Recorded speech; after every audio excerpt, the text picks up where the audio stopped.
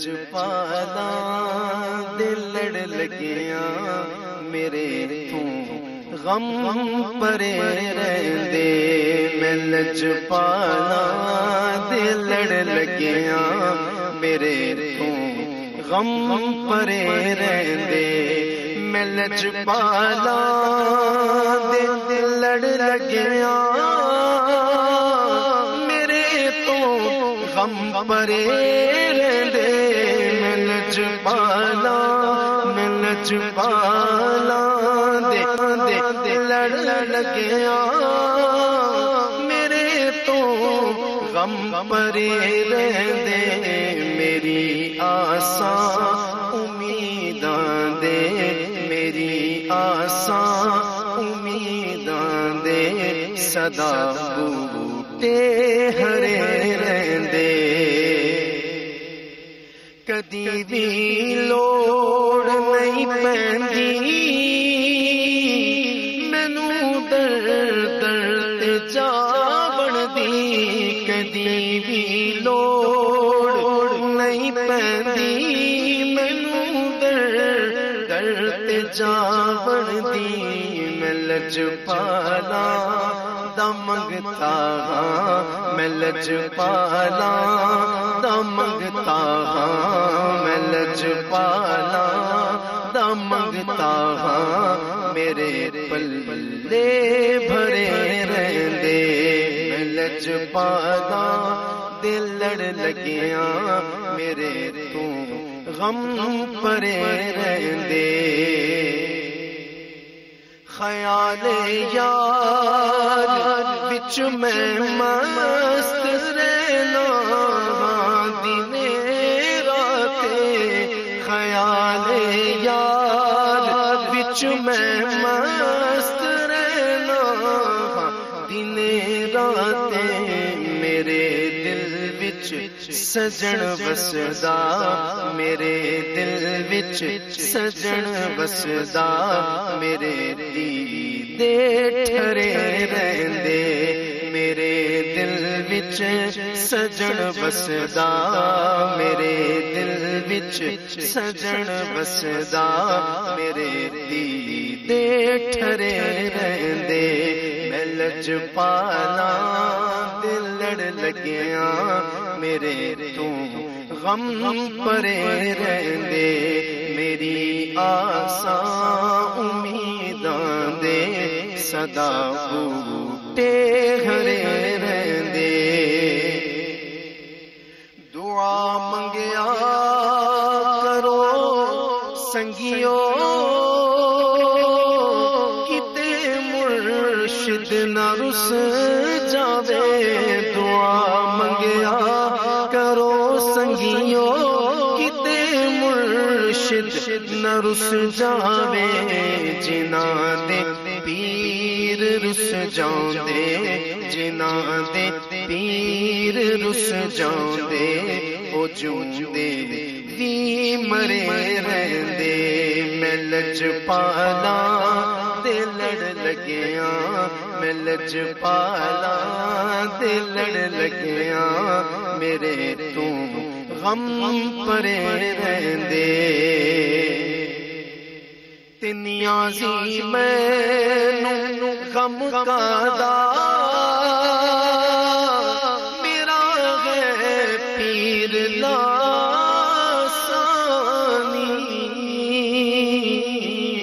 नियाज़ी मैनू गम कादा मेरी निस्बत है लासानी। नियाज़ी मैनू गम कादा मेरी निस्बत है लासानी। किसे दे रैन जो बन के किसे दे रैन जो बन के कसम रब दी खरे रहंदे। किसे दे रैन जो बन के किसे दे रैन जो बन के कसम रब दी खरे रहंदे। मैं लजपाला दिल लड़ लगिया मेरे तू गम परे रहंदे। मैं मैं लजपाला लड़ लग्या मेरे तो गम परे रहंदे मैं लजपाला मैं लजपाला मैं लजपाला लड़ लग्या मेरे तो गम परे रहंदे मेरी आसां उम्मीदां दे मेरी आसां उम्मीदां दे सदा बूटे खड़े रहंदे मैं लजपाला दिल लड़ लग्या मेरे तो गम परे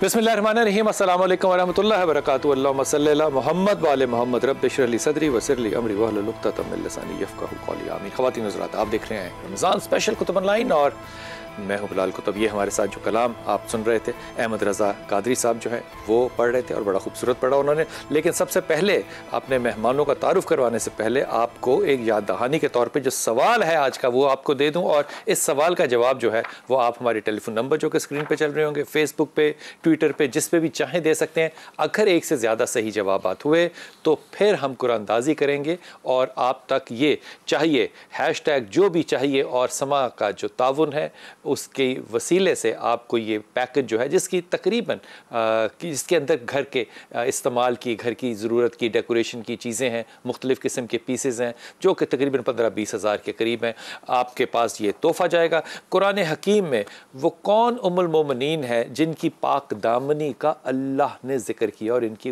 लिए बाकायदा आयतें उतरी। इनका ज़िक्र जो है वो कुरान हकीम में आयतों की सूरत में है, लेकिन अहादीस में भी इनका पूरा वाक़या जो है वो मौजूद है। बुखारी में, मुस्लिम में, इस पे कोई इख्तलाफी पहलू ही नहीं है। और अगर आप चाहें, और मुझे यकीन है कि आपको इसका सही जवाब आता होगा, हार का भी इसके अंदर एक ज़िक्र है, ऊँटनी उठी तो उसके नीचे से वो सामान निकला।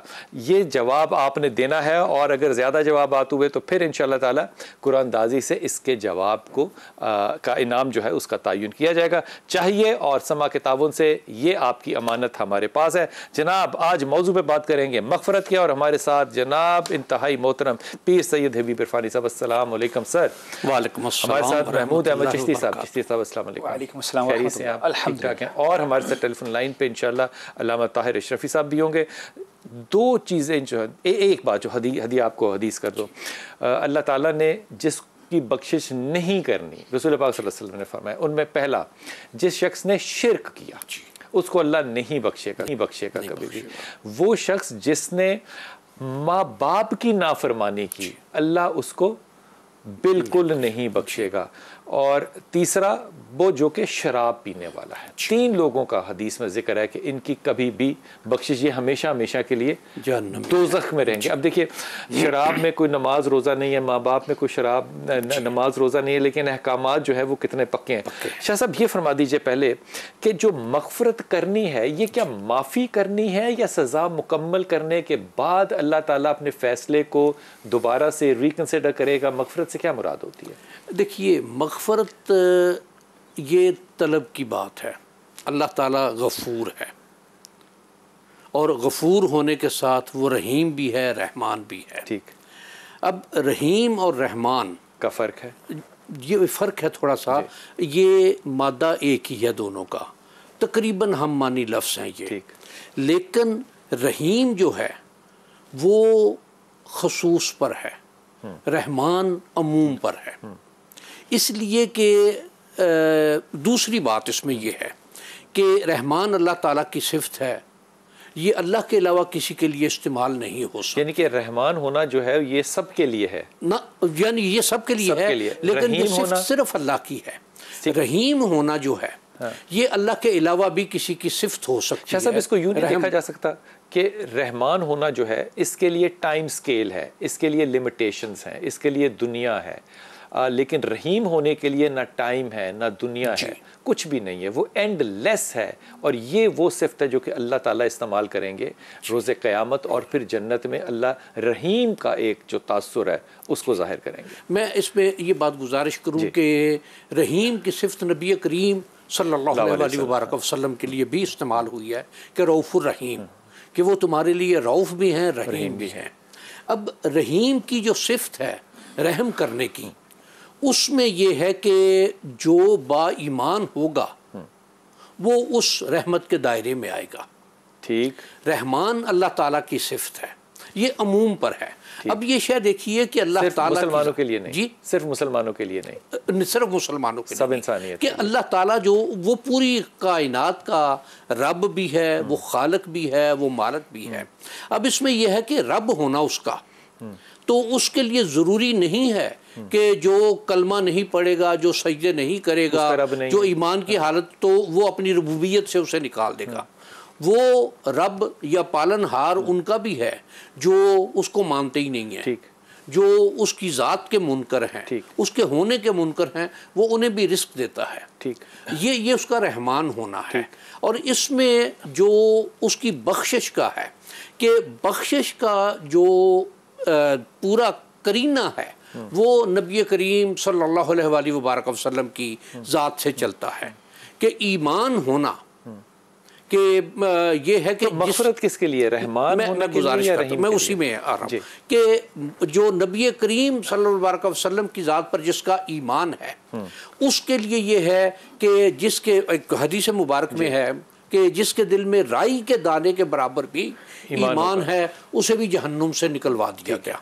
ये सरकार सल्लल्लाहु अलैहि वसल्लम का प्रोवेगेटिव है उनका ये।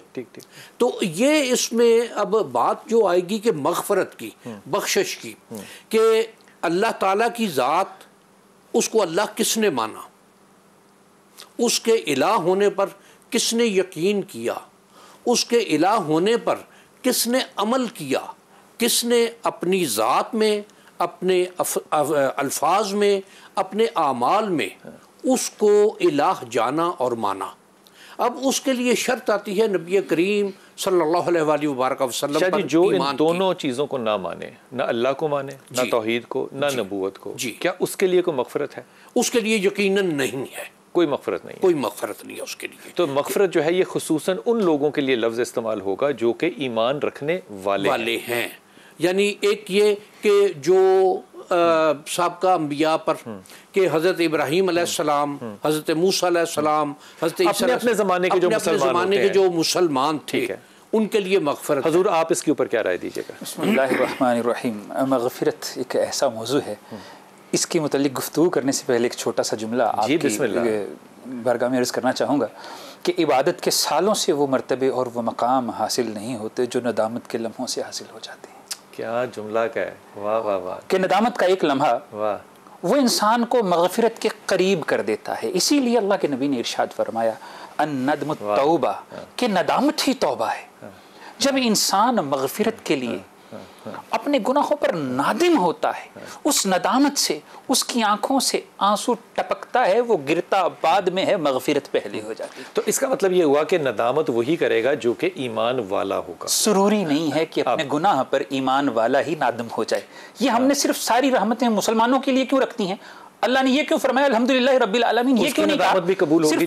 सुन लीजिए रब्बिल आलमीन, रब्बिल मुस्लिमीन, रब्बिल कानितीन, रब्बिल हाफिजीन, रब्बिल साजिदीन, रब्बिल ज़ाकिरीन, रब्बिल खाशिईन, नहीं, देयर इज नथिंग, फरमाया रब्बिल आलमीन। अगर कोई ऐसा शख्स भी कायनात में इंसानियत के लिए, इंसानों के लिए आसन अमल करता है और वो ला इल्म है, ईमानियात से, और वो अपनी लाइल्मी में इंसान के साथ भलाई कर रहा है, तो अल्लाह चाहे तो अल्लाह गफूरुर रहीम है। इन्नल्लाह यग़फ़िरुज़ ज़ुनूब जमीआ, वो चाहे तो माफ कर ज़रूरी है या नहीं है मग़फ़िरत में? अब यहाँ पे सवाल ये है कि इंसान एक ऐसी हस्ती का नाम है जो चाहते हुए या ना चाहते हुए अल्लाह को किसी न किसी मकाम तलाश भी करता है और मानता भी जरूर है। इकरार अलग बात है, लेकिन अल्लाह ने हर इंसान के अंदर ये खासा रखा हुआ, ले लो फिर आके खासा रखा हुआ है कि वो मालिक का मुतलाशी होता है। ठीक हो गई बात, लेकिन वापस आऊंगा ना वक्फे से, तो सवाल सामने जो है ना वो 2 हदीसों की सूरत में रखूंगा शाह साहब।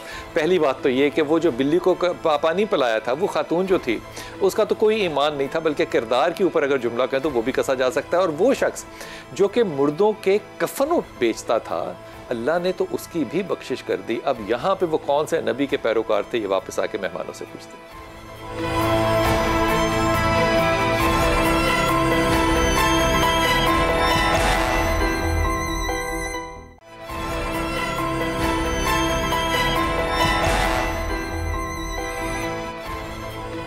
बिस्मिल्लाहिर्रहमानिर्रहीम। हुज़ूर अक़दस साहब दोनों की इजाज़त से ये बात अर्ज़ कर रहा हूँ। बात जिक्र करना है हमने हज़रत खालिद बिन वलीद का, लेकिन खालिद बिन वलीद का जिक्र करने से पहले हज़रत का सबसे पहले आपको ये बताता जाऊँ कि जिसको अल्लाह चाह रहा होता है ना कि इसने कुछ करना है, कुछ बनना है, उसकी अपनी फ़हम व फ़रासत जो है ना, अल्लाह ताला उसके लिए भी बड़ी निशानियाँ छोड़ते हैं। मिसाल के तौर पे शाम के करीब एक शहर है, शाह साहब आपको ये बात हदिया कर रहा हूँ, माया फ़ारकुन इसका नाम है, बड़ा मुख्तलिफ सा नाम है माया फ़ारकुन। माया फ़ारकुन के अंदर एक कला था जो कि पहाड़ी के ऊपर था और ये मुसलमानों से फ़तह नहीं हो रहा था और बहुत देर हो गई। खालिद बिन वलीद जैसे शख्स से वो फ़तह नहीं हो रहा था। तो रमज़ान के दिन थे, तो हज़रत खालिद बिन वलीद ने कहा रोज़े रखने के लिए सारी फ़ौज को। सारी फ़ौज जो है वो रोज़े रख रही है। पहला रोज़ा हुआ, हज़रत खालिद बिन वलीद खैमे में आए, अफ्तारी कोई नहीं थी, पानी पिया, अगला दिन आ गया, फिर वापस आए, कोई इफ्तारी नहीं थी, पानी पिया, कहा कि गुलाम बीमार होगा या नहीं है। तीसरे दिन आए, फिर इफ्तारी कोई नहीं थी, तो गुलाम को बुला के पूछा कि तू मेरी इफ्तारी ही नहीं लगा? तो उसने कहा हज़रत मैं तो रोज़ इफ्तारी छोड़ के जाता हूँ आपकी। चौथे दिन उन्होंने इंतज़ार किया, अफ्तारी का वक्त जो है वो छुप के बैठ गए।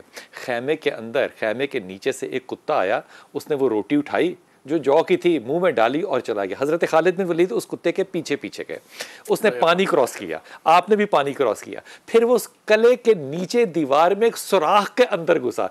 हज़रत खालिद बिन वलीद पतले, लंबे और लंबा कद था, आप उसके अंदर साथ साथ गए तो आपको पता चला कि ये वो सुरंग है जो कि कले के अंदर जाती है और मुसलमान दरवाज़ा नहीं खोल सकते थे। आपने तकरीबन 100 सहाबा को तैयार किया जो पतले जिस्म के थे कि हम इसमें से अंदर जाके दरवाज़ा खोलेंगे। उसमें से तकरीबन 90 से कुछ कम लोग जो थे वो अंदर जा सके। कहने का मतलब पता है सिर्फ ये क्या, कहाँ खालिद बिन वलीद, कहाँ एक कुत्ते की रोटी को लेकर जाना और फिर उसका पीछा करना वहाँ तक और फिर अल्लाह का वो फतह देना।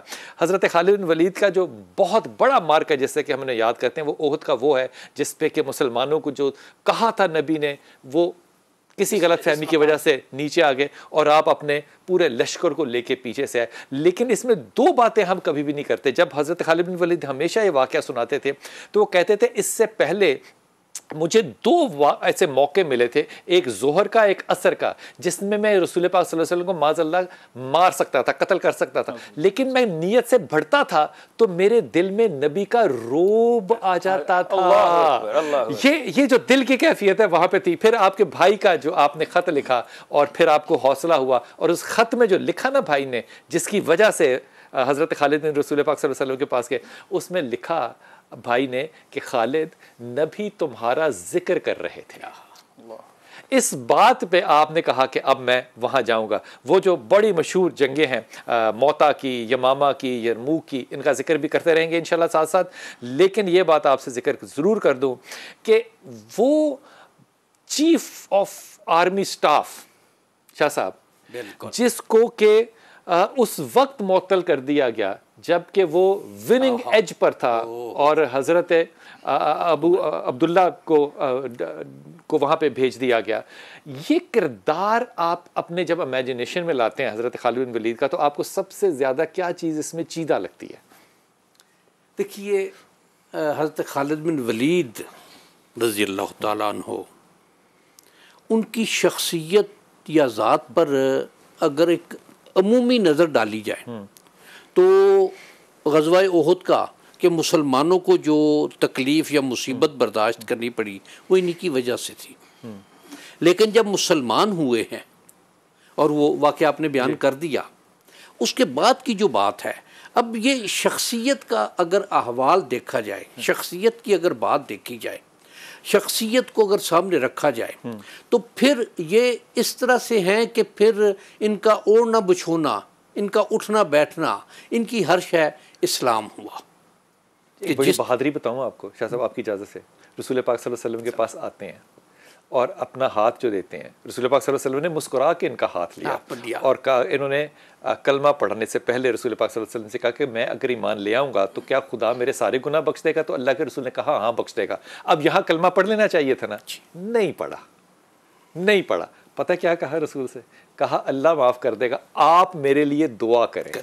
और यहाँ पे क्या बात है। ये अब देखिए इसको कि आप मुसलमान हुए हैं फतेह मक्का से कुछ पहले 8 हिजरी में, और उसके बाद जब रिजवान और फतेह मक्का के दरमियान में 8 हिजरी ही थी कि जब आपने उनको भी, नबी करीम सल्लल्लाहु अलैहि वसल्लम ने हज़रत खालिद को भी जंग दे के भेजा। एक अकेली इनकी मठभीर हुई, आमना सामना हुआ, 12 मुशरिकीन मारे गए, 2 मुसलमान शहीद हुए। उसके बाद ये शायद देखें कि वाक़या जो आपने बयान किया है कि हज़रत उमर फ़ारूक रज़ी अल्लाह ताला अन्हु ने ऐन जंग के दरमियान में और बिल्कुल बग़ैर किसी एतराज़ के, बग़ैर किसी शिकायत के, बग़ैर कोई लफ्ज़ कहे, अच्छा हज़रत आपको शामिल करता ये जंग है, थोड़ा सा अगर इजाज़त दें कि वो पकड़ा के उन्हें वापस आ गए और जंग एक स्पाई के तौर पर जारी रखी। हज़रत उमर फ़ारूक रज़ी अल्लाह ताला अन्हु से पूछा गया कि ये क्या वजह, आपने ऐसे मौके पर क्यों किया? तो उनका इरशाद ये था कि कहीं ये ना समझ ले कि फ़तह इसकी वजह से हो रही है, फ़तह इस्लाम की वजह से, फ़तह इस्लाम की वजह से, ईमान की वजह से हो रही है, और मैंने इसलिए बदला कि खालिद सिर्फ फ़तह का ज़िम्मेदार नहीं है, ये इसका ईमान लाना, इसका इस्लाम के लिए जंग करना, और फिर उसमें कि इनका एक सबसे बड़ी बात अगर देखी जाए कि माफ़ कीजिएगा कि जब फौत हुए हैं तो बिस्तर पर फौत हुए हैं और कोई जिस्म का हिस्सा नहीं था जिसमें, और जिस्म का हिस्सा नहीं, और ये बात कह रहे हैं कि 100 से ज़्यादा जंगों में हिस्सा लिया, जिस्म पर इतने निशान हैं कि कोई हिस्सा ऐसा नहीं है। क्या लेकिन तलाश रही शहादत की नहीं मिली। हज़रत ये सैफुल्लाह का अगर यमामा में जिक्र करें तो यमामा जो लड़ाई है इसमें मुसलमान कज़ाब के साथ जो मुसलमान 40,000 लोगों के साथ, और इससे पहले यमामा की जंग से पहले 2 दफ़ा मुसलमान यमामा से पीछे हट चुके थे और नहीं कर सके थे। लेकिन 2 हिकमत अमली जो है ना वो मैं आपको हदिया करूंगा। एक तो हिकमत अमली ये कि आपने सारे लोगों को कबीलों में तकसीम कर दिया और कहा कि कबीले जाके अपना अपना जो है ना वो जोर दिखाएं और मैं देखता हूँ कौन सा कबीला ज़्यादा बेहतर लगता है। लेकिन इसमें एक सहाबी थे जिनको कि इन्होंने सपोर्ट किया इस मामले में कि किले के अंदर जाने के लिए उस सहाबी को किसी तरीके से रस्सियाँ बांध के या कपड़ा बांध के जो भी करके झूला जैसे बनाते हैं, पानी में फेंकते हैं मंजनीक की तरह, वैसे सहाबी को अंदर फेंका और उसने जाके दरवाजा खोला। अब ये जो हिकमत अमली है हजरत खालिद बिन वलीद पे, इस पे तवज्जो कीजिए। बिस्मिल्लाहिर्रहमानिर्रहीम। एक इब्तदाई पहलू जहाँ पे ईमान की गुफ्तगू आप कर रहे थे, असबाब ईमान की बात, एक मुताबिकत बताने लगा। जनाब मूसा नबीन अलैहिस्सलाम पे जिन जादूगरों ने पहले हमला नहीं किया था अल्लाह ने उनको भी ईमान नसीब फरमाया, और जनाब खालिद बिन वलीद के अंदर जो नबी का रोब था उसकी वजह से अल्लाह ने इनको ईमान नसीब अता फरमाया।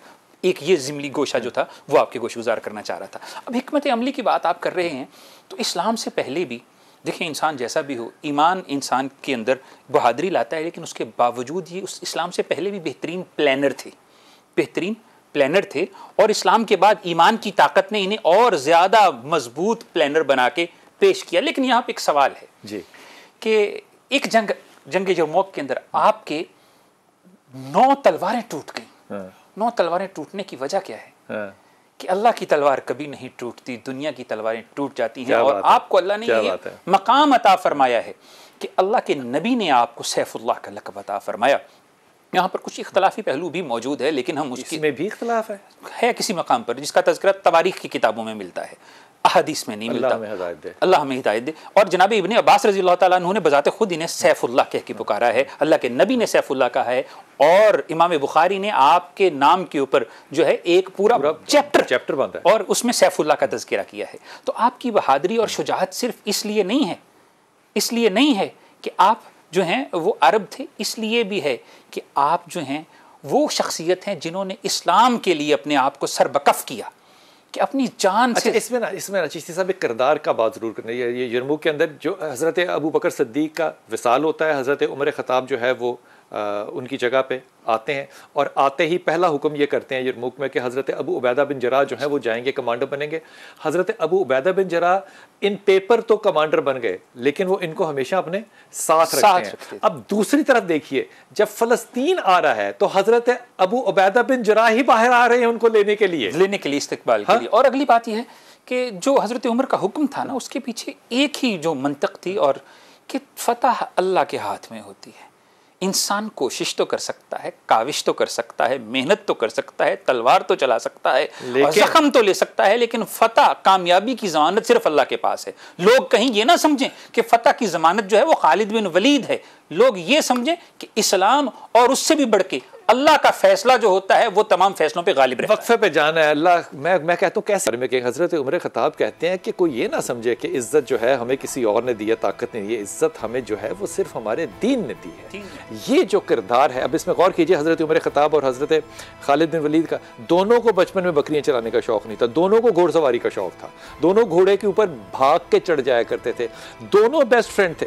बेस्ट फ्रेंड का लफ्ज़ माफ़ी के साथ इस्तेमाल कर रहा हूँ, बहुत करीबी ताल्लुक़ और दोस्ती थी। लेकिन इसके बावजूद भी उन्होंने ना चूं की ना चरा की, जो उमर का फैसला था उसको कबूल किया। लेकिन उस कबूल करने के बावजूद जो इज़्ज़त हज़रत खालिद बिन वलीद को और हज़रत अबू उबैदा बिन जराह को अता की फ़लस्तीन में, मैं कहता हूँ इसका जोड़ कोई नहीं है। कल इंशाअल्लाह अगर ज़िंदगी और सेहत रही तो हज़रत अबू उबैदा बिन जराह का जिक्र करेंगे। छोटा सा वक्फा और वापस आते हैं।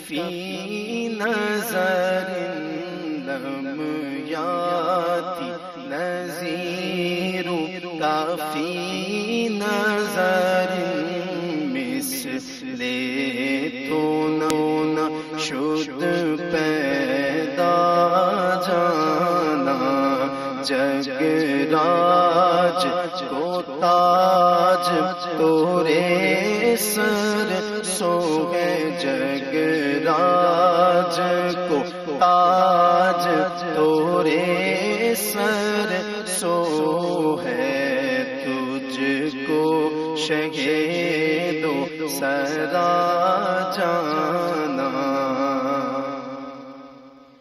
अल बहरु अला वल मौजु तगा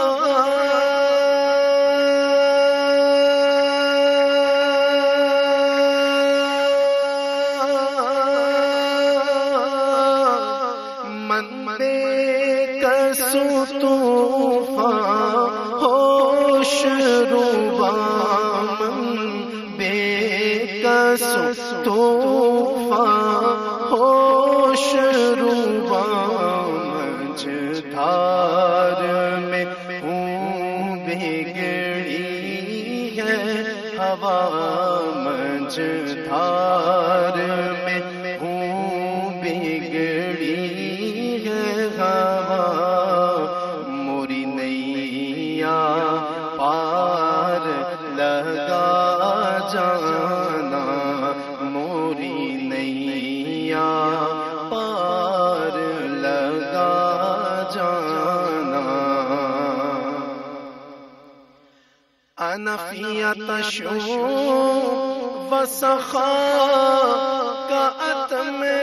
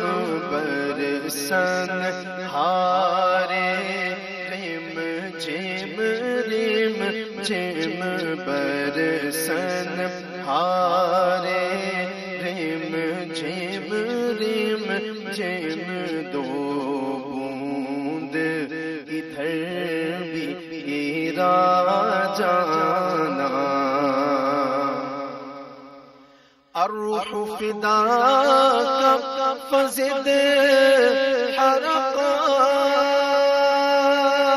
या रसूल अल्लाह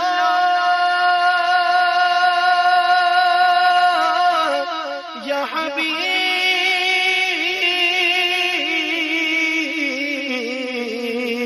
अल्लाह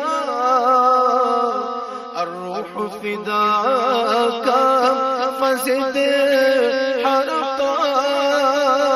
यक शोला दिगर बरज़न इश्क़ा यक शोला दिगर बरज़न इश्क़ा मोरा तन मन धन सब फूंक दिया जी मोरा तन मन धन मोरा तन मन धन मोरा तन मन धन सब फूंक दिया ये जान भी प्यारे जला जाना बस खामाए खाम नवाए रज़ा।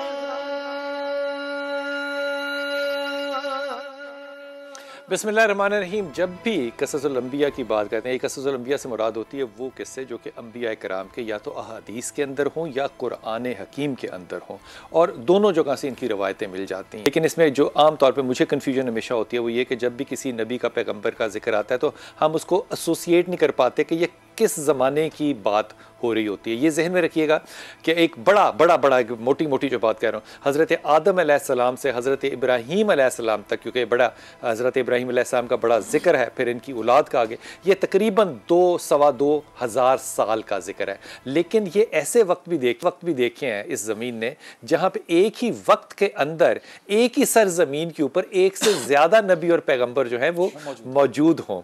अब ये जो नबी जिनका मैं आज जिक्र करूँगा ये है हज़रत लूत अलैहिस्सलाम। इनका जिक्र कुरान हकीम में भी है और अहादीस के अंदर भी, और इनकी कौम का जो बदकारी का तस्करा है वो दोनों जगह पे मौजूद है और अल्लाह ने इसको सबक के तौर पे सिखाया है। हज़रत इब्राहीम अलैहिस्सलाम जो हैं वो इनके चचा लगते हैं।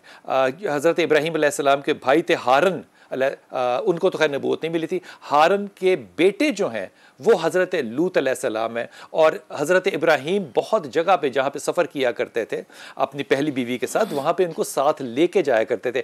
आज का अगर ज़माना देखें तो उर्दन का देखें, फ़लस्तीन देखें और मिस्र का दरमियानी सा एक ऐसा टुकड़ा जो कि सुद्दाम के नाम से उस वक्त जाना जाता था, जहाँ पे ये लूत की कौम मौजूद थी। अल्लाह ताला ने हज़रत लूत अलैहिस्सलाम को वहाँ पे नबूवत अता की। क्यों नबूवत अता की? क्योंकि वो चोर थे, डाकू थे, राजन थे, खराबियाँ करते थे, सब बुराइयाँ थी, अल्लाह की नाफरमानी करते थे, बुत परस्ती करते थे, लेकिन उनमें अखलाकी बदी जो थी वो इस कदर ज़्यादा आ चुकी थी। और उस पर जो वो जुमला कहते थे जब हज़रत लूत अलैहिस्सलाम उनको सही होने के लिए कहते थे, तो वो जुमला यकीन कीजिए वो हज़रत इब्राहीम का ज़माना ये 20-22 जुमला वही था। वो कहते थे हज़रत लूत अलैहिस्सलाम से, देखो हमारी प्राइवेट लाइफ में मुदाखलत ना करें, आप बड़े इज़्ज़तदार हैं, आपको अल्लाह ने नबी बनाया होगा, हमारी प्राइवेट लाइफ में ना आए। और ये पता है वो क्यों कहते थे? क्योंकि एक दफ़ा एक साथ वाले शहर ने इनके ऊपर हमला करके इनके तमाम औरतों, बच्चों को और इनके मवेशियों को पकड़ के ले गए। हज़रत इब्राहीम ने मदद की हज़रत लूत अलैहिस्सलाम की, और तकरीबन 350-400 लोग लेकर गए और उनसे छड़वा कर लाए। इस एहसान के बावजूद नहीं मानते थे। लेकिन जब ये जिक्र आता है, मैं कुरान हकीम का और हदीस का जिक्र कर रहा हूँ, और वो भी खालिसन बुखारी शरीफ का, अल्लाह ताला ने अपने 3 जय्यद फरिश्ते जो है जिब्राईल अलैहिस्सलाम, मीकाईल अलैहिस्सलाम, इसराफील अलैहिस्सलाम, इनको लड़कों की सूरत में भेजा। और हज़रत इब्राहीम ने उनको जब जंगल में देखा तो वो इनके घर ले गए और कहा कि आप यहाँ रहें क्योंकि ये माशरा आप लोगों के लिए ठीक नहीं है। उससे बहुत बड़ा एक क्या कहना चाहिए, लड़ाई ने जन्म लिया। अब इन फरिश्तों में से हज़रत जिब्राईल अलैहिस्सलाम ने पता क्या किया? अपना पर इस कौम को मारा, और वो कौम जो थी वो सारी की सारी रातों रात अंधी हो गई। फिर भी बाज नहीं आए। और फिर जब्राइल अलैहिस्सलाम ने हज़रत लूत से कहा अपने बेटियां इनकी साथ चली गई थी। रवायत में आता है कि बीवी नहीं गई थी साथ, बेटियों को लेके पहाड़ पे चले गए। जब पहाड़ पे चले गए तो उन्होंने इस सारी कौम को क्या किया, और आज ये दुनिया में जगह मौजूद है, उन्होंने आसमान तक उठाया और सारी कौम को यूं पलट के मारा। और वो जो पलट के मारा और वो जो गड़ा बना पलट के मारने में, आज के ज़माने में बच्चे इसको कहते हैं डेड सी, बहरे लूत। डेड सी आज भी मौजूद है, इसका कोई आउटसाइड नहीं है, सब चीज़ें यहीं पे मर जाती हैं क्योंकि इसमें नमक इस कदर ज़्यादा है। आज शाह साहब ये मौजूद है, फिर भी हम देख के इबरत हासिल नहीं करते। बिलाल साहब, एक चीज़ ये देखी जाए, ये तज़किरा करने में शायद हमें बहुत सी दिक्कत होगी। अगर मौजूदा हालात को देखा जाए या कौम लूत पर अजाब आने के बाद से देखा जाए, तो हमारे ऊपर तो कई डेड सी बनने चाहिए, कई डेड सी बनने चाहिए। आज हम अगर एक आम टेलीविज़न पर साल में एक दिन के लिए मेरा जिस्म मेरी मर्जी का नारा गूंजता है, वो क्या कौम लूत का आमाल नहीं है? आपने बहुत अच्छा इशारा कर दिया। ये जो मेरा जिसम मेरी मर्जी मेरी प्राइवेट लाइफ में ना हो, यही जिक्र कुरान की यकीनन यही ये कौम लूत हो गई। कौम लूत ये यकीनन वही तरीक़ेकार है, वही कायदा है, वही इनका करीना है कि जो कौम लूत का था कि हमारी जो किसी ने इस मौजू पे ना हमने सवाल इस तरह से उठाया नहीं, लेकिन आपने याद दहानी बड़ी अच्छी करा दी कि जिस तरह आपने अपनी मर्जी नहीं हो सकती, मर्जी खुदा बिल्कुल। देखिए मर्जी मुआशरे की है, जिस्म कैसे रहना है। अब एक हमारे यहाँ एक कहावत है जी कि खाओ मन भाता पहनो जग भाता। जो तबीयत चाहती है वो खाओ, जो पहनना है वो जो मुआशरे में आप हैं काबिल कबूल हो। ऐसा नहीं है कि आप बगैर लिबास के बाहर नहीं निकल सकते। मेरी से पूछे कोई ना, ये मेरी प्राइवेट लाइफ है, आप बगैर लिबास के नहीं निकल सकते बाहर, इसलिए कि आप एक मुआशरे में रह रहे हैं और वो मुआशरा ऐसा है जिसकी हदूद हैं, जिसकी कयूद हैं। चिश्ती साहब, हम तो माशरे से भी ज्यादा एक कदम आगे चलते हैं, हम तो अल्लाह की मानते हैं। हुजूर, यहाँ पे मेरे दिल में एक बहुत खूबसूरत बात आई। आपकी सारी किसी उम्मत पे एक गुनाह की वजह से अजाब आया, किसी उम्मत पे क्या कहने इसलिए अजाब आया कि उन्होंने हफ्ता के दिन जो है वो शिकार कर लिया।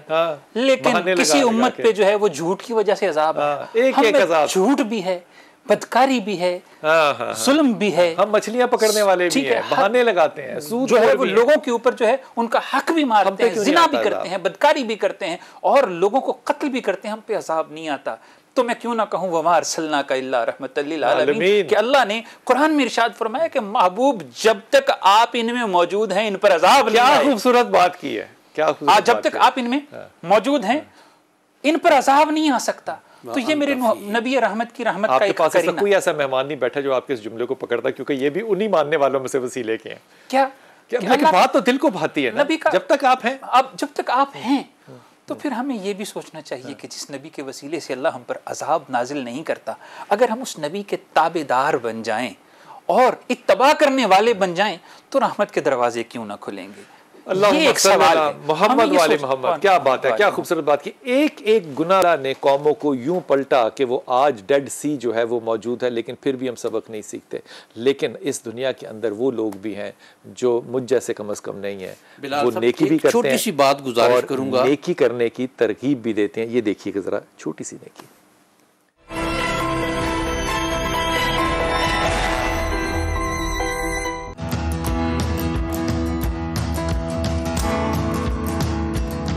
अस्सलाम वालेकुम जी, छोटी सी नेकी के साथ मैं हूँ फराह इकरार। आज जिस जगह पर हम मौजूद हैं उसका नाम है हडसन सिल्वा लॉयंस मेडिकल कॉम्प्लेक्स, जहाँ पर आँखों का इलाज किया जाता है, यहाँ तक कि ऑपरेशन भी फ्री ऑफ कॉस्ट किया जाता है। कुछ मरीज यहाँ पर मौजूद हैं जिनका इलाज हो चुका है, यानी कि ऑपरेट किया जा चुका है। तो आ जाए ज़रा बात करते हैं इन लोगों से भी, और फिर जो इस ऑर्गेनाइजेशन को चला रहे हैं उनसे भी आपकी मुलाकात कराएंगे। अस्सलाम वालेकुम जी। वालेकुम अस्सलाम। आपका ऑपरेशन हुआ है? हाँ जी बिल्कुल हुआ है जी। अब क्या प्रॉब्लम हुई थी? मेरे बुढ़ापे में सफेद मोतिया था। ठीक है जी। ऑपरेशन आज हुआ? नहीं, कल हुआ था। ठीक, हाँ जी। आपके भी आंखों का ऑपरेशन हुआ है? जी, मेरा 21 तारीख को हुआ था ऑपरेशन। ठीक है, तो अभी बेहतरी हो रही है? हाँ, अल्लाह का शुक्र है, आज मैंने देखा तो काफी बेहतर है। बहुत बेहतर महसूस कर रहा हूँ। आपका ऑपरेशन किस वजह से हुआ था?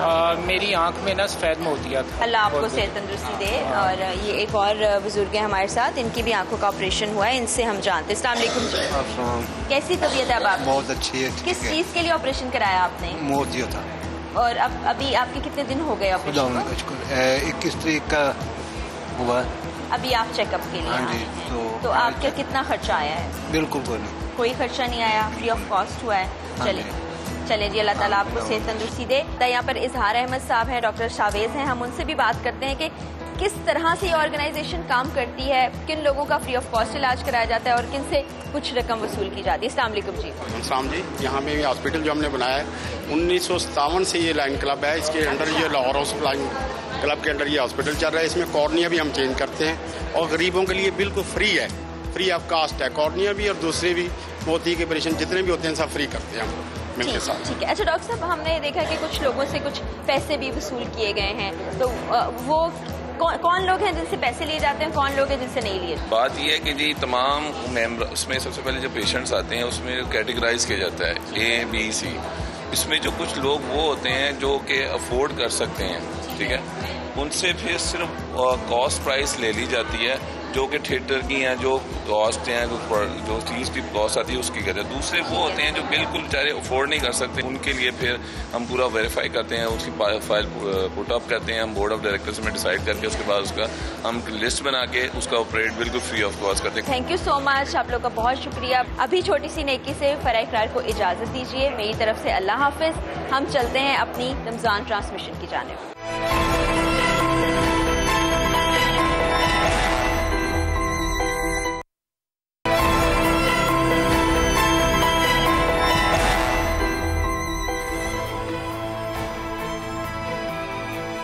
बिस्मिल्लाहिर्रहमानिर्रहीम। अहादीस को भी आमतौर पे दो हिस्सों में मोटे तरीके से अगर मैं कहूँ तो समझा जाता है। एक वो हदीस जो कि रसूल पाक सल्लल्लाहु अलैहि वसल्लम की हैं, और लेकिन बाकी भी सारी हदीसें रसूल पाक सल्लल्लाहु अलैहि वसल्लम से मिले, लेकिन उनको हदीस कुदसी ख़ास तौर पे इसलिए कहा जाता है कि वो नज़ूल हुआ है जिब्राइल के ज़रिए, लेकिन वो हमें ज़ुबान मोहम्मद से मिली। एक हदीस कुदसी है जो आपको हदिया करता हूँ।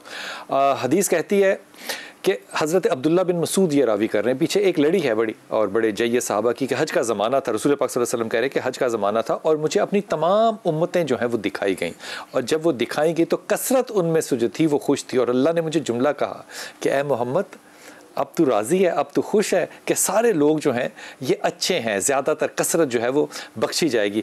फिर अल्लाह ने उनमें से कहा कि 70,000 लोग वो भी होंगे जिनको कि बग़ैर हिसाब के मैं बख्श दूंगा। अब ये 3 लोगों का जिक्र किया है, 3 ग्रोहों का ये जिक्र किया है जिनको कि अल्लाह ताला ने कहा कि ये नहीं जाएंगे, इनका हिसाब किताब जो है वो होगा। वो कौन से हैं? जो झाड़ फूंक के साथ काम करते हैं। झाड़ फूंक क्या है ये जनाब हमारे साथ हमारे भाई हैं ताहिर शरफी भाई, वो बताएं। दूसरे वो लोग हैं जो दाग लगवाते हैं, और तीसरे वो लोग हैं जो कि बदशगुनी करते हैं। अब हज़रत अकाशा थे वहाँ पे, उन्होंने कहा रसूल पाक सल्लल्लाहु अलैहि वसल्लम से कि जल्दी से दुआ कीजिए कि मैं इन लोगों में से हूँ जो कि बगैर हिसाब के, उनके लिए दुआ की। एक और साहबी ने कहा, तो रसूल पाक सल्लल्लाहु अलैहि वसल्लम का जुमला था कि अकाशा जो है वो तुम पे फजीलत ले गया, उसने पहले कहा था। ताहिर भाई, ये जो 3 लोगों का जिक्र किया जिनको कि बगैर हिसाब नहीं छोड़ा जाएगा, झाड़ पोंछ करने वाले, जो दाग लगवाते हैं और जो बदशगुनी करते हैं, इससे इसकी तफसीर क्या फरमाइएगा, ये कौन लोग हैं? बिस्मिल्लाहिर्रहमानिर्रहीम नहमदुहु व नुसल्ली व नुसल्लिमु अला रसूलिहिल करीम। बिलाल भाई, गुजारिश ये है कि इंसानियत की और अल इस्लाम की, मुसलमानों की बुनियाद है तौहीद, और फिर तौहीद के साथ साथ हकूकुल्लाह और हकूकुल इबाद। अगर कोई मुसलमान नहीं भी है तो उसे ये हक नहीं है कि वो दूसरों को नुकसान पहुंचाए। अल्लाह ने जब ये कुरान करीम में जो ज़िक्र आया कि फ़रिश्तों को अल्लाह ने कहा कि मैं ज़मीन पर खलीफा बनाने लगा हूँ, तो फरिश्तों ने कहा ये तो बड़ा खून बहाएगा, बड़ा फसाद करेगा। तो अल्लाह ने कहा इन्नी आलमु मा ला तालमून। तो अल्लाह तबारक व तआला को हर वो शख्स, हर वो फ़र्द नापसंद है जो दूसरों को नुकसान पहुंचाने का सोचे या दूसरों का रब्त रब के साथ तोड़ने का सोचे। अब ये जो तीनों हैं इसमें आप ये देख लीजिए कि यही चीज़ पाई जाती है कि अच्छा फलाने को नुकसान पहुंचाना है तो ये करा लो, फलाने को ये करना है। भाई रब ने कहा है मेरा दरवाज़ा खुला हुआ है, जब मैंने दरवाज़ा बंद नहीं किया तो तू किसी और के दरवाजे पे क्यों जाता है, नंबर एक। नंबर दो, इसी को अगर रसूलुल्लाह सल्लल्लाहु अलैहि वसल्लम की दूसरी हदीस तय्यबा से देखें तो आया इरहम मन फिल अर्दी यरहमुका मन फिस समा, तुम जमीन वालों पे रहम करो ताकि आसमान वाला तुम पे रहम करे। तो ये भी वाजे हो गया। तो इसलिए ये सारा जितनी बातें की गई हैं, इसी तरह देखे ना रमजान में सारे ही बख्शे जाएंगे, लैलतुल क़द्र में सारे ही बख्शे जाएंगे, कीना परवर नहीं बख्शा जाएगा। तो कीना क्या है? दूसरों से बुग़्ज़ रखना, दूसरों से अदावत रखना। तो अल्लाह ने इंसान को कहा है कि देख मैं रहीम हूं, मेरी सिफ्त रहमान और रहीम है, तू भी अपने अंदर ये जज्बा पैदा कर। तू हर वक्त मेरे से ताल्लुक लोगों का तोड़ना कि अच्छा जी आपकी बात तो कोई सुनता नहीं है, अल्लाह मेरी बात मोड़ता नहीं है, आ जाओ मेरे पास मैं तुम्हारा मसला हल कर देता हूं। अल्लाह को ये पसंद नहीं। दुआ और दवा ये मुख्तलिफ चीज़ है, और ये जो कुछ है ये मुख्तलिफ चीज़ है। तसव्वुर तौहीद से हट के कोई भी चीज़ होगी तो रब के यहाँ वो मकबूल नहीं हो सकेगी। और इंसानियत को कोई भी काफिर नहीं, मुशरिक नहीं, किसी भी इंसान को जो है, जैसा रसूलुल्लाह सल्लल्लाहु अलैहि वसल्लम ने फरमाया क्या मुस्लिम मन सलिमन नास, मुसलमान वो है जिसकी जुबान और हाथ से दूसरा इंसान महफूज रहे। एक जगह मुस्लिमों का लफ्ज़ आया है, एक जिक्र के जो दाग ना लगवाए, तो दाग से अगर मैं मुराद टैटू ले लूं या कुछ और ले लूं, तो हमारे यहाँ तो बड़ा कल्चर है कि हम नाम लिखवाते हैं टैटू करके अपने हाथों पे, अगर निशान कोई ना भी बनवाएं। तो क्या ये फिर बहुत मजहब के अंदर शरीयत में एक नापसंदीदा बात है? हाथों वाथों पे गाँव में आप देखिएगा कि आमतौर पर लोगों ने लिखे होते हैं।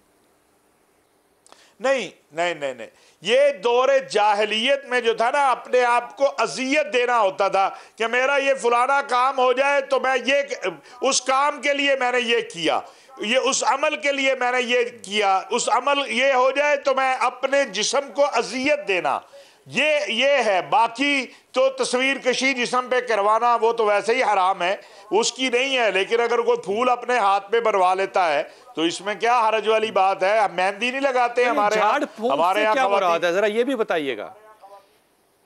अल्लाह का तसव्वुर खत्म करके ये तसव्वुर कर लेना कि जनाब ये जो है ये तावीज़ या ये जो है दरख्त या ये पत्थर या ये कोई भी चीज़ जो है इसकी तरफ मुतवज्जे हो जाओ, अल्लाह की तरफ से जो है वो आप अदम तवज्जो, या अगर कोई तावीज़ लिख दिया गया है, कोई दम कर दिया गया है, तो उससे ये एहसास पैदा कर लेना कि इससे मुझे शिफा हो जाएगी या इससे मेरा मसला हल हो जाएगा।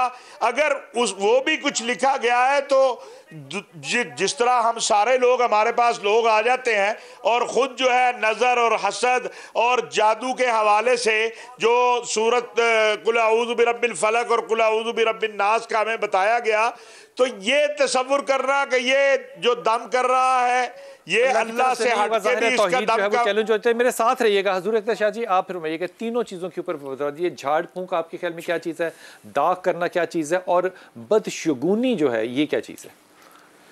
बिलाल साहब, ये तीन चीज़ों के बारे में जो इरशाद फरमाया है कि झाड़ फूंक, एक तो मसला एक हदीस मुबारक में है कि दो सहाबा कराम एक सफ़र से वापस आए और उन्होंने एक बात कही कि जी हम फलां इलाके में गए थे, तो वहाँ उनके साथ ये मामला हुआ कि एक बच्ची आई कि कबीले के सरदार को बिच्छू ने डस लिया है, उसको दम किया और उनसे बकरियां ली उन्होंने कहा मैंने तुम्हें सिखाया था बकरियों में, बकरियों का मुझे हिस्सा उसमें। ये झाड़ फूंक नहीं है, ये नहीं, उसको उस अंदाज में अब झाड़ फूंक के अंदाज में नहीं दम किया ये, लेकिन उसमें यह है कि किसी खिलाफ शरीयत चीज़ ना हो, खिलाफ शरीयत कायदे से, खिलाफ शरीयत झाड़ फूंक में खिलाफ शरीयत क्या अमल मसलाल के तौर पे? खिलाफ देखिए, जिस तरह से अब मसलन एक जो अमलियात का मैंने जिस तरह से सुना है कि अल्लाह ताला माफ़ फरमाए कि ये जो बद अमलियात करने वाले हैं